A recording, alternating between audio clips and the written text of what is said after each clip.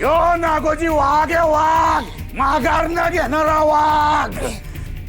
आणि एकदा काय नागोजी वाघाने शिकार हेरली का मग तिला तो संपून टाकतो, पार मारून टाकतो. कळलं काय? बोलशील काय परत? हे गावकरी समजे आहेत भित्रे आणि ती सखोय बारकीशी पोरगी. आता आम्ही जे ठरवलंय ते करून धावणारच.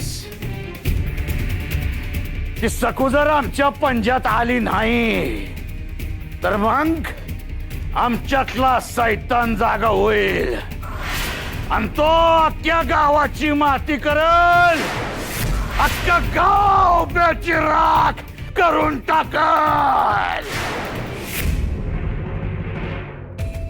बाजा, ए बाजा, बाजा, अरे बाबाजी प्रकट झालं.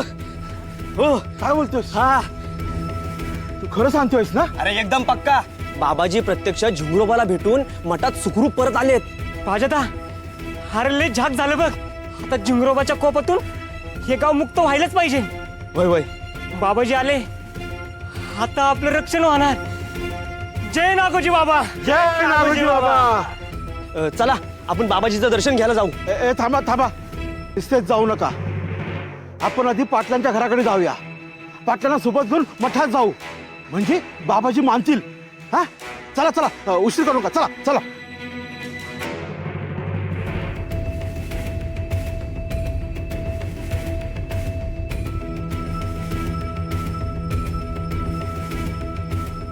अहो, रागवलात का?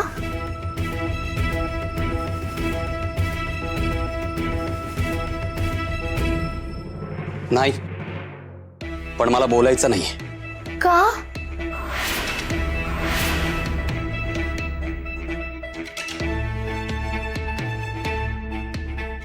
तू मलाही उलट बोलू शकतेस. म्हणजे मी बाबाजींना बोलले ते का? बाबाजींना बोललीस? फक्त रमाई आणि बाबाजी का चिडले ते मला आज कळलं सखू. कशा पद्धतीने बोलत होतीस तू सखू? तुझं बोलणं बरोबर असलं तरी तू मोठी नाहीयेस. हे सगळं बोलणं म्हणजे काय, आपलं वय काय, आपण सगळ्यांसमोर काय व कसं बोलतो. अहो पण आजवर ते का थांबलीस का? बोल. आजवर त्यांनी तुझ्यावर खूप अन्याय केला, खूप काही काही केलं असंच म्हणायचं होतं ना? तरीही जे चूक ते चूकच सखू. अगं काय आवेश होता. ही माझी बायको बोलते यावर माझाच विश्वास बसत नव्हता. खरंच सखू, आजवर तुला असं मोठ्याने बोललेलं ऐकायची बघायची सवयच नाहीये मला. क्षणभर असं वाटत होतं की दुसरीच कोणीतरी बाई बोलतेय ही. अगं माझे पाय थिजून गेले होते सखू. अहो माझं चुकलं, मला क्षमा करा. मी परत असं नाही करणार. धनुष्यातून सुटणारा बाण आणि ओठातून बाहेर पडणारा शब्द एकदा का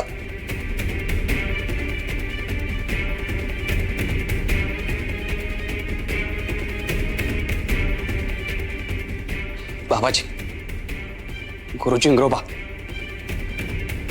माझ्या पत्नीच्या वतीने मी तुमची क्षमा मागतो. क्षमा करा.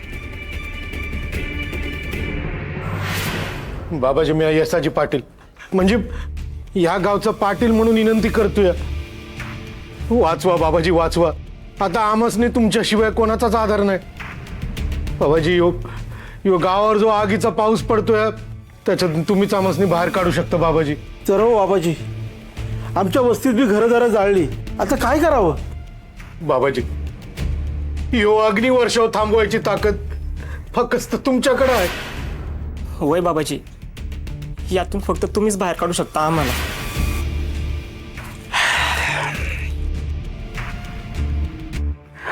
पण हे तुमच्या त्या सखूबाईला पटतंय का? तुमचं समध्यांचं दुःख इतपातूर पोचतंय. वय समजतंय आम्हाला, पण याला जबाबदार कोण आहे? ती सखू. काल तिनं आमचा उद्धार केला. काय काय बाय रचून समजा गावासमोर कांगावा केला. याचा आम्हाला नाही, पण जिंगरोबाला तर राग येतो की नाही? हा? आम्ही सोडो, पण जिंगरोबा तो सूड घेणारच की नाही? घेतला. आमचं जाऊ दे एक वेळ, पण आमच्यासारख्या शिष्याचा असा अपमान झिंगरोबा खपवून घेणार नाही, कधीच नाही.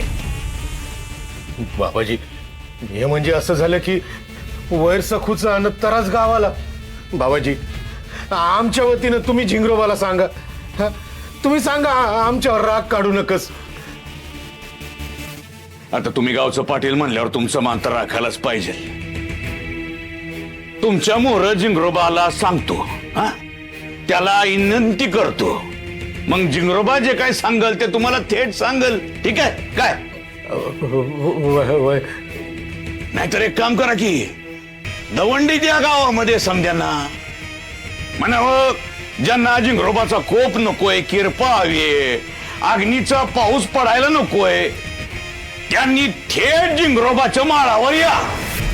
ऐका ऐका, काल गावात मंदिराबाईंच्या सुनेनं म्हणजे सकून झिंगरोबांचा अपमान केला. त्यांची पूजा केली नाही, त्यांना निवेद द्यावला नाही, वर ते देव नाहीत राक्षस आहेत असं बोलले. हो, काही लोकांनी त्यांना साथ दिली, तेव्हा गुरु झिंगरोबाच्या भावना दुखावल्या गेल्या, त्यांचा महाकोप झाला, तेव्हा गावावर अग्निवर्षाव झाला. हो, गुमान उभं राहून तुम्ही समध्या गावकऱ्यांनी बी सकुला साथ दिली. पाप पाप केलं समध्यानी, तेव्हा पापातून माफी मागायची असेल, गुरु झिंगरोबाची कृपा हवी असेल तर झिंगरोबाच्या माळावर या. हो,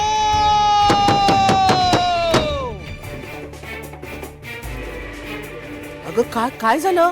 वाघ मागे लागल्यासारखी धावत का आलीस? अगं तुला सांगायला आलीये की गावात दवंडी दिलीये तुझ्या आणि सगूच्या नावाचा उद्धार होतोय. हो काय मला हेच सांगायला आलीयस? यमुने, तुला ना कुठल्या गोष्टीला महत्व द्यावं ना तेच कळत नाही.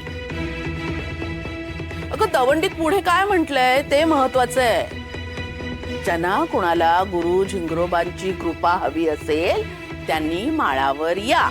अगं तेच मी सांगायला आले. म्हणजे रमाई तू तिकडेच जातीयस? शेला घेतलायस म्हणजे नक्कीच. हो. रमाई मी पण येते ना. नाही नको, तू शंभू बाळाला सांभाळ. अगं शंभू म्हणाला मी काकूकडे देईन, मी पण येते. नको म्हंटल ना तुला, नको. अगं पण का रमाई? अगं असं काही नाही, पण नकोच. नाही रमाई, नक्कीच काहीतरी आहे, तू सांगत नाहीयस. मला असं वाटतंय तुझं येणं अशुभ आहे.